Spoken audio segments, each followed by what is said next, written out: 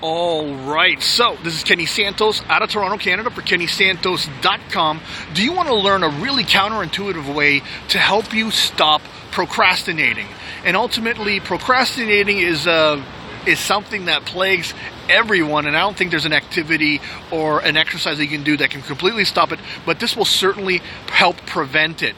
And I learned this from listening to a podcast, and for this to make sense, let's talk about a little bit why we procrastinate. Okay, and so ultimately we procrastinate simply because we don't feel like doing the action. Like if we want to lose weight, we know we should be working out, so but we don't feel like it. And often we think that, well, if I don't feel like it, then I shouldn't do it. But ultimately, that's not going to help you. That's just going to lead to more procrastination. But also notice it is that once you get started, it's easier to keep going. You know what? Part of my daily routine is that I get up and I do some squats. And you know what? When that alarm wakes me up in the morning, I don't want to get out of bed. But once I do 10 or 20 squats, I'm fine. I can do the rest of them. It's not a big deal, or push-ups or whatever.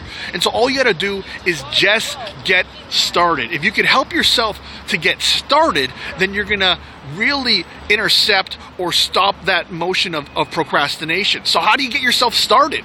I remember this is that when I was listening to a podcast, they talked about Hemingway and how he really didn't like to write.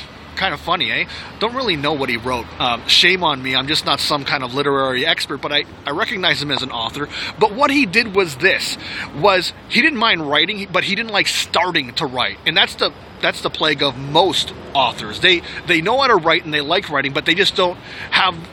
It's hard for them to get started. And so what Hemingway did was is that when he was finished writing for the evening or for the day, he made it a point to make sure he did not finish the chapter, or maybe he didn't finish the paragraph, or maybe he didn't even finish the sentence, because he knew that it would be easier for him to sit back down and finish off that sentence or finish off that paragraph or finish off that chapter, and that momentum would allow him to keep going. If he had finished the chapter and tied up all the loose ends the day before, then it would have been harder for him to get started. It was easier for him to pick up where he was than to start, I guess, from fresh again. So ultimately, I invite you to do the same thing. If there's something that you're procrastinating, maybe you got to read some book, right?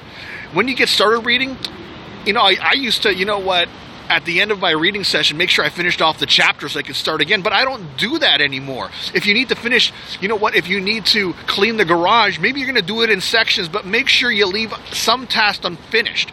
Now, that doesn't mean like that you leave a pile of dust in the middle of the garage after you're sweeping things up, but leave it partially unfinished so it's easier to get back to. It's easier to get restarted, and that momentum will carry you forward.